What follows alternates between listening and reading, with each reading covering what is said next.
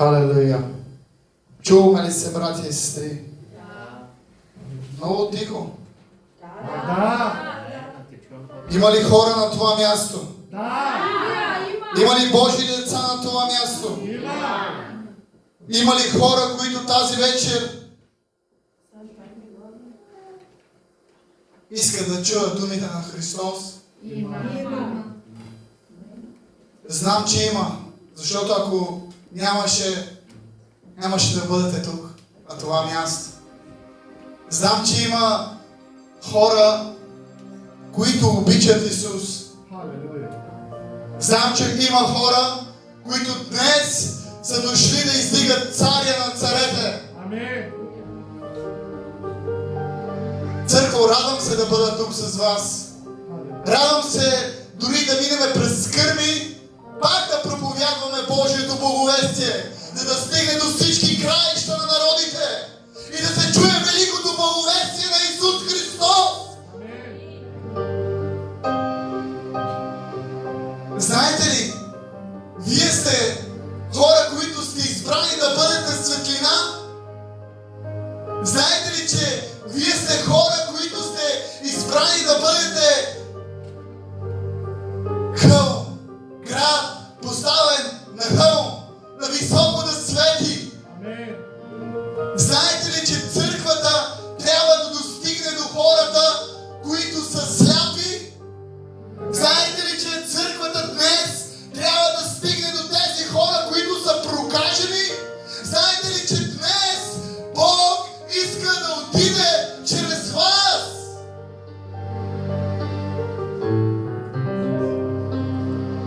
Днес често виждаме в църквата как самата църква тича.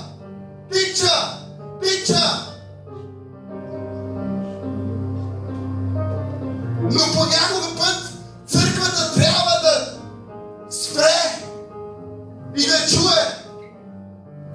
Понякога път трябва църквата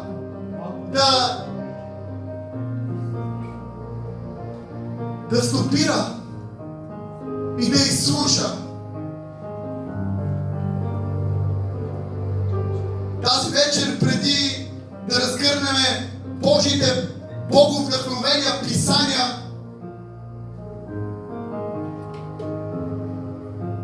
ще кажем на Исус, Той да води мен, да ме помаже с Неговото миро, защото човек не може да говори Божието Слово, ако не е воден чрез силата и въздействието на Святия Дух. И тук не е човек да се издигне, а да се издигне Исус между всички народи, племена и езици. Това е целта на църква Възкресение, да се чуе Исус.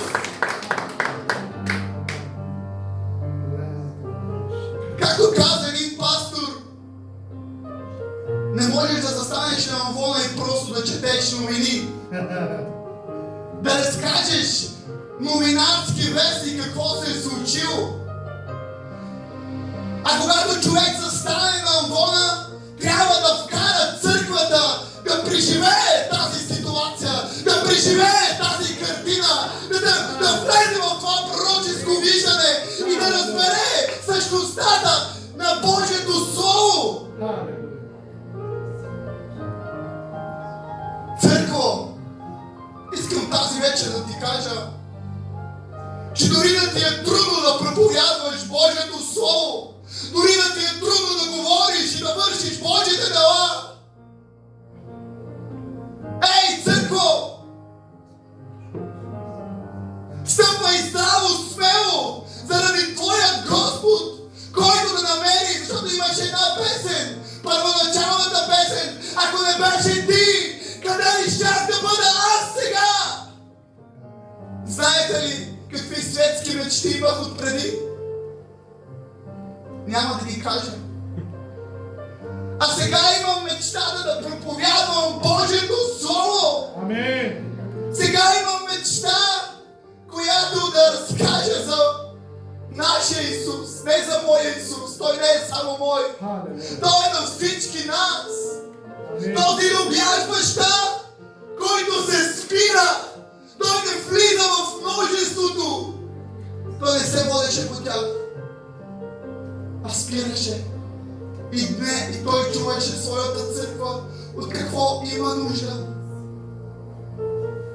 Време е за Божието Слово. Нека Божията църква да се изправи и да приветства всячено, да приветства Божието Слово, което е Бог. Благодатни Тате, моля Те, Боже мой, нека всяка една човешка мисъл, нека, Господи, всяка една човешка гордост, нека, Господи, всичко, което се противи да се издигне на това място Исус, да бъде смъмрено в името на Исус, да бъде вързано в името на Исус. Защото, Боже мой, Те моля да ме употребиш за Твой съд, за време като това, да се чуят Твоите думи, които искаш да кажеш на своята църква. Нека да бъда просто един глас, който води, вика в пустинята, направете прави пътеки на Господа и ще се говори днес Божието Слово, такова каквото е, без да бъде поправено. А ще бъде за Божията църква да бъде наставлена и поправлена и изобличена. Защото не може църквата само да се гари по ушите, но трябва да бъде изобличена, за да влезе в друго ниво.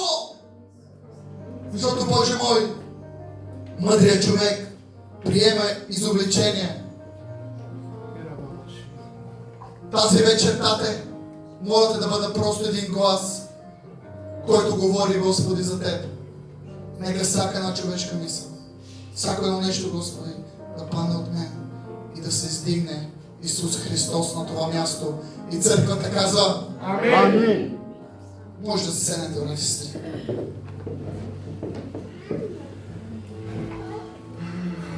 Халелуя! Халелуя! Издигаме Те, издигаме Те, издигаме Те. Тази вечер Исусовата тема, не моята тема, а на Исус Христос темата. Благодаря Ти, брат. Исусовата тема, която Бог иска днес да каже на църквата, ще се нарече: когато сърцето бъде чуто, идва трансформация. Когато сърцето бъде чуто, просто чудеса и знамения се случват. Когато сърцето на човека се чуе, тогава идва трансформация. Защото Господ, преди да направи чудото отвън, Той първо почва да работи вътре. Съгласни ли са с мен, църква? Добре.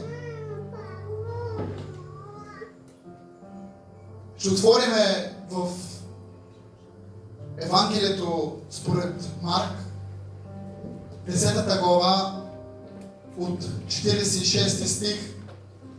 Ще четем до 52 стих. Но нека да започнем от 46 стих да четем. Марк, 10 глава, 46 стих до 52.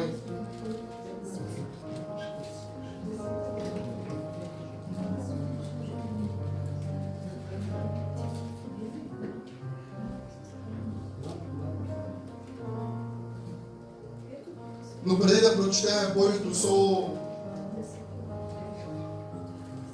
искам кратко да ви въведа в едно въведение.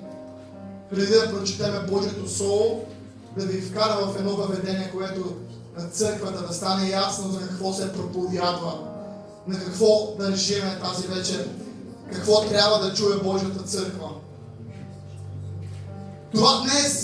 Това Слово днес е за хората, които не са чути. Това Слово е за хората, които не са разбрани, брат Живко.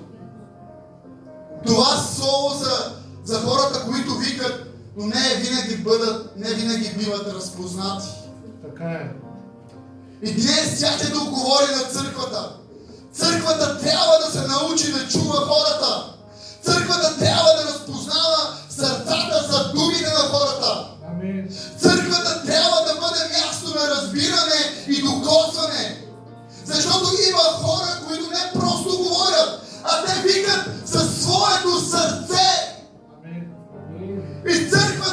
и хората, и братята, и сестрите трябва да бъдат чути. Трябва да бъдат изслушани. Трябва да се влезе дълбоко в сърцето, за да се изкара този плод, който е траен, който е за почетна употреба. И нека да отидем в Божието Слово.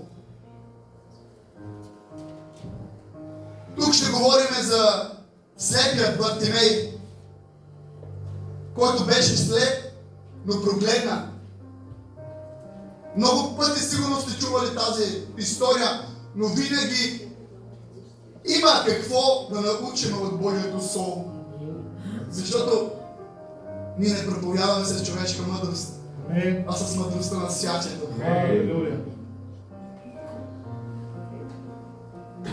Ще четеме цялата от 46 стих до 52 стих. Дойдеха в Ерихон и когато Исус излизаше от Ерихон с учениците си и с едно голямо множество, Тимеевият син Вартимей, един сляп просяк, седеше край пътя и като чу, че бил Исус Назарянинът, започна да вика: Исусе, сине Давидов, смили се над мен! И мнозина го мъмреха, за да млъкне, но той още повече викаше: Сине Давидов, смили се над мен! И така Исус се спря и каза: повикайте го! Повикайте слепеца! И му казаха: дерзай, стани и викате! И той си хвърли дрехата, скочи и дойде при Исус. Исус му каза: какво искаш да направя за теб? Слепецът му каза: учителю, да прогледна. А Исус му каза: иди си, твоята вяра те изцели. И той веднага прогледна и тръгна по пътя. След него по пътя.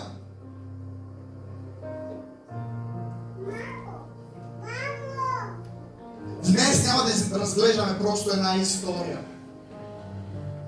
Днес ще разгледаме една духовна истина. Продължава, Радко.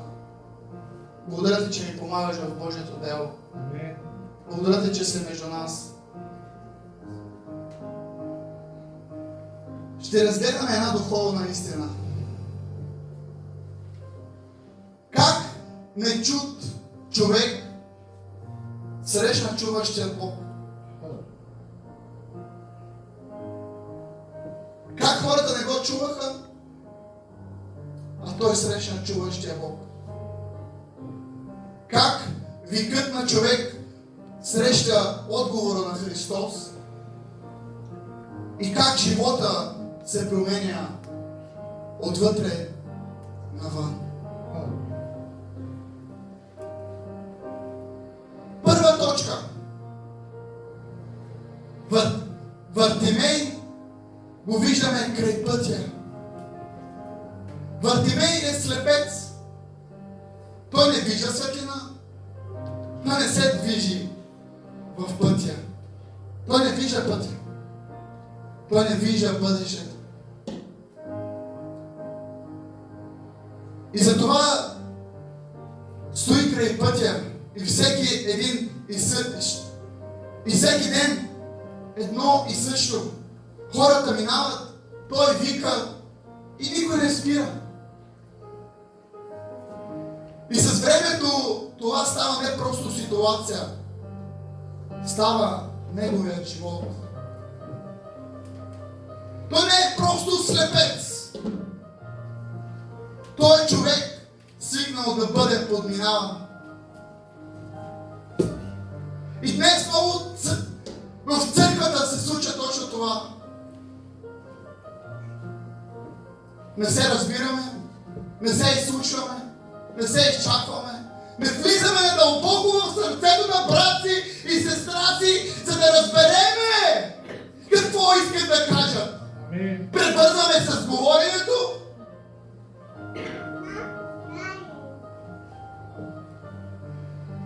И днес често се случва същото. Има хора, които са духовно като Вартимей.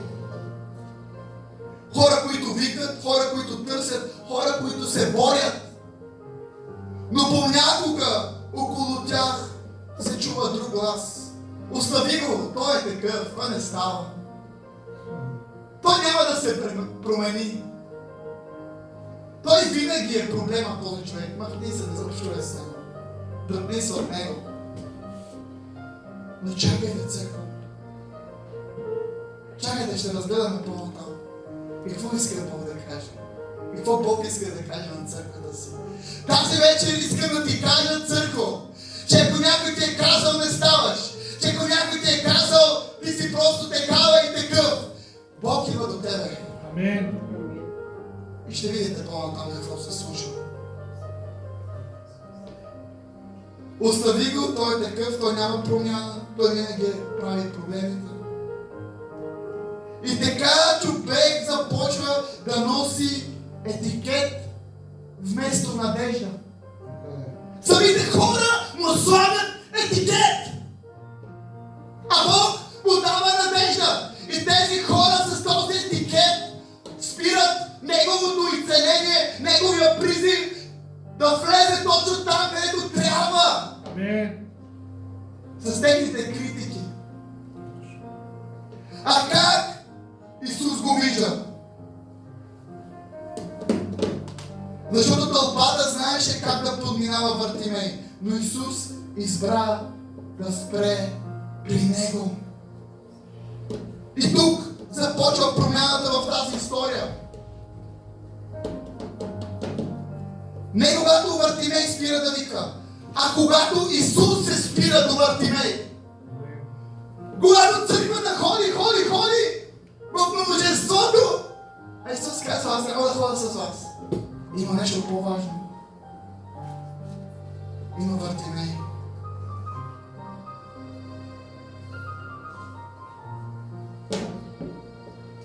Втора точка.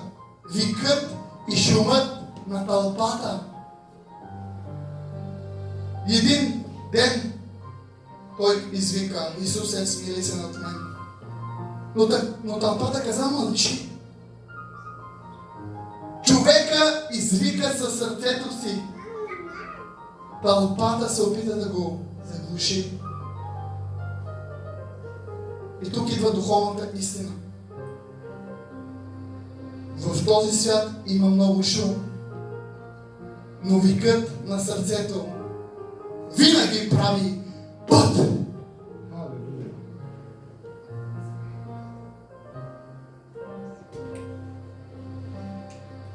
Трета точка.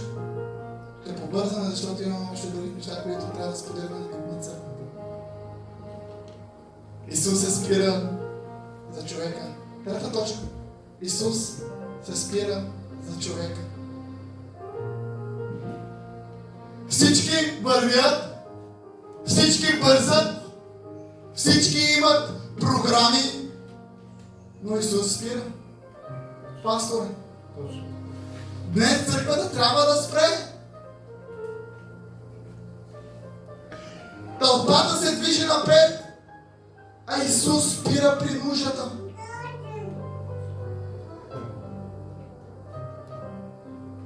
И днес често виждаме същото. Служенията вървят, събранията вървят, програмите върват, но въпросът е, спираме ли за човека по пътя? Днес се фокусираме към най-великите неща да се случат. Правиме, ще го кажа в моето 6 часов. Всички общо, ние сме брати и сестри. Искаме да се стремим да направим най-великите конференции, най-великите неща, да има повече движение в църквата, да има повече неща.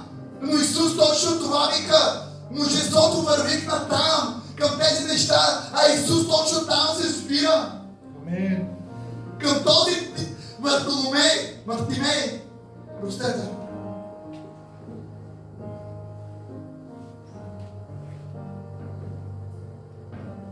Защото Исус ни показва друго сърце. Вау! Вау, вау. Хеталама сеталава сея. Рекаталама саталава сея. Истинската църква на Господа. Истинската църква на Господа. Тя е тази, която остава 99 и отива да търси изгубената овца. Това е истинската църква на Господа. Не защото 99 не са важни, но са стаялена. А защото изгубената, защото една изгубена не е забравена. Днес това трябва да бъде фокуса на църквата. Приятели, братя и сестри, любящи мои,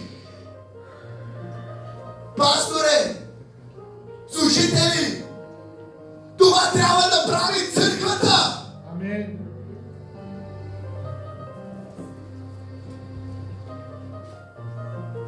Църквата може да върви напред, но ако не се спира за човек, не върви по сърцето на Исус. Така е.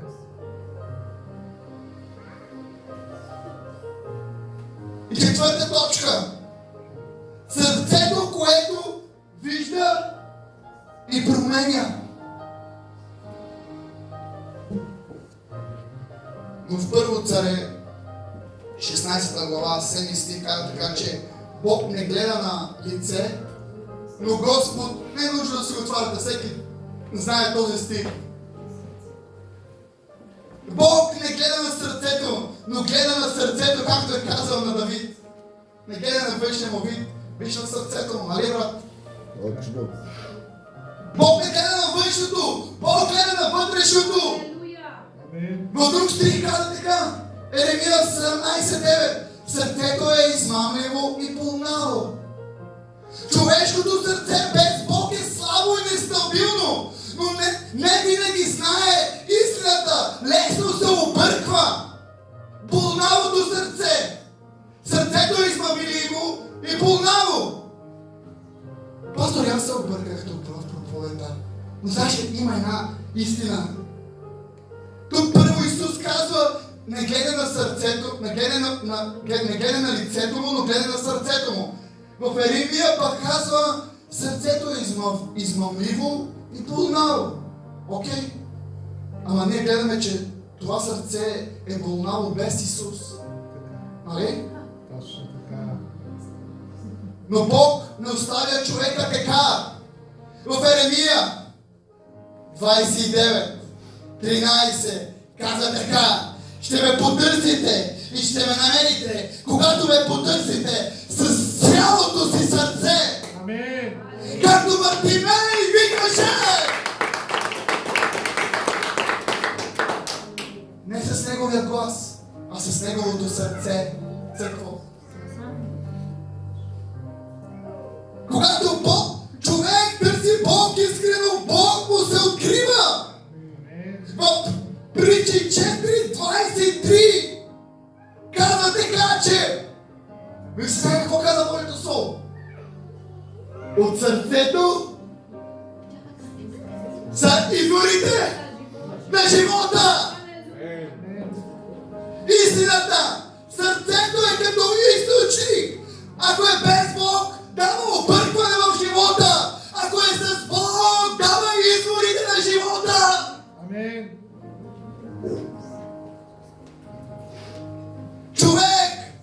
Когато човек търси Бог с цялото си сърце, Бог влиза в сърцето и променя целия му живот.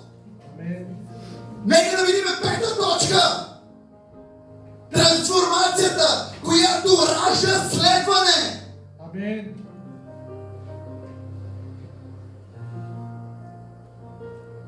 В Марк 10 глава 52 стих, последния стих, който го прочетахме, каза така: и веднага погледна и тръгна след Исус. Това не е просто изцеление. Това е трансформация. Амин. Така е.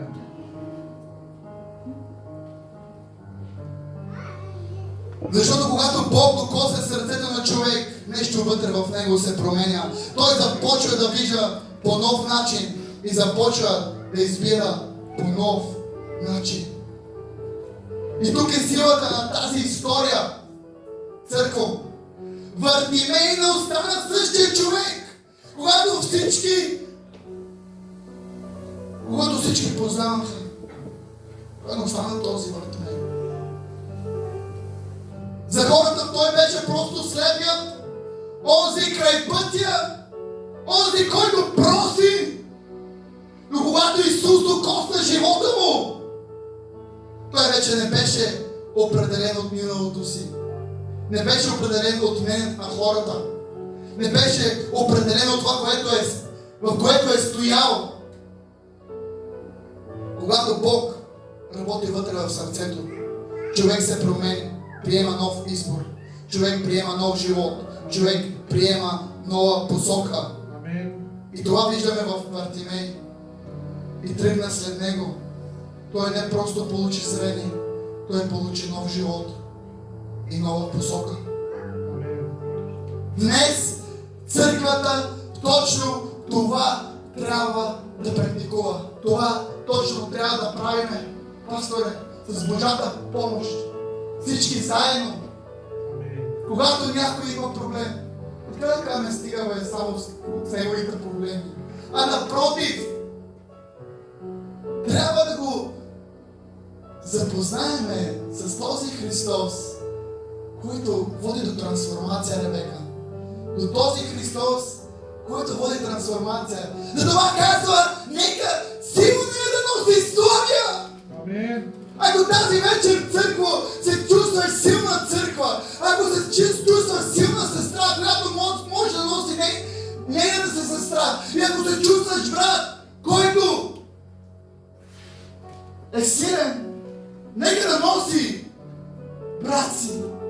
Нека да не му натежава. Нека да не ни натежава да правиме добро. Защото по някой път хората трябва да бъдат изслушани.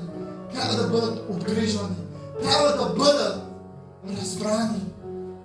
Но само когато духът на Йehova е върху мене и ме е помазал да развързвам пленените, да разбивам хомота.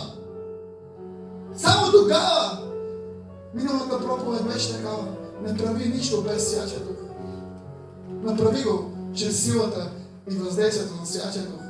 Нека кажи, Господи, ако ме ти ме пращаш пред тази сестра да й благовествам, изпрати ме с Твоята сила. Не да види, че аз съм помазана или силна, а просто да види, че аз съм Твоето дете и да я доведа в Твоя път. До истинското разбиране. Истината за църквата днес. Много хора днес са като Вартимей, отхвърлени, подценени, смятани за нямаш ли бъдеще? Кой ти казва, че нямаш бъдеще?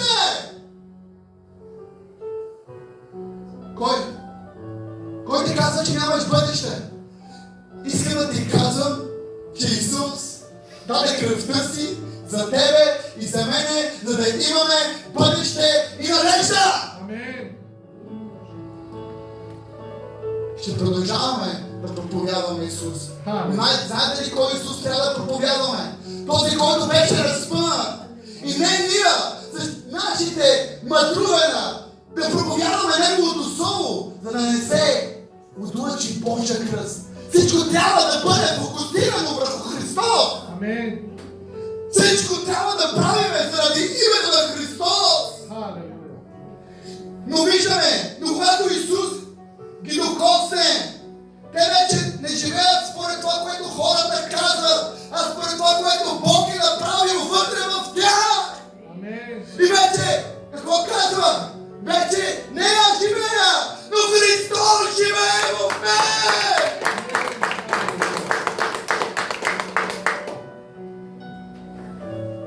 Истинската промяна не е като човек започне да вижда. Когато започне да следва Христос. Амин. Вартимей беше човек край пътя. И точно това е функцията на църквата. Това е функцията на църквата, брат Денис. Да бъдем и ние там в пътя, защото той беше при Галилейското езеро, казва първата проповед, където казва: покайте се, защото небесното царство наближи. Той ходеше там, където са рибарите. Той ходеше там, където хората бяха в мрачната сянка. И той беше светлината, която огря над тях. Това трябва да бъде действието на църквата. Но след срещата с Исус, той стана човек на пътя.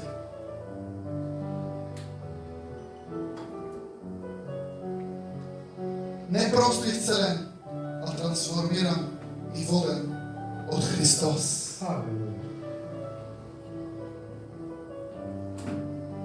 Църкво, спираме до тук.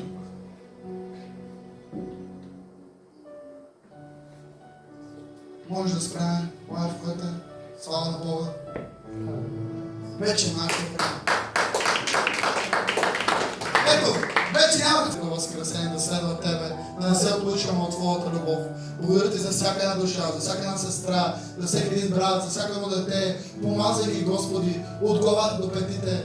Господи, нека когато ги виждат вън, да виждат Твоето помазание, Твоята сила, Твоята власт, Твоята авторитет, Твоята любов, Твоята трансформация. Боже мой, нека когато са не виждали по друг начин, вече, Господи, от днес да не виждат по друг начин, ходиме по друг начин.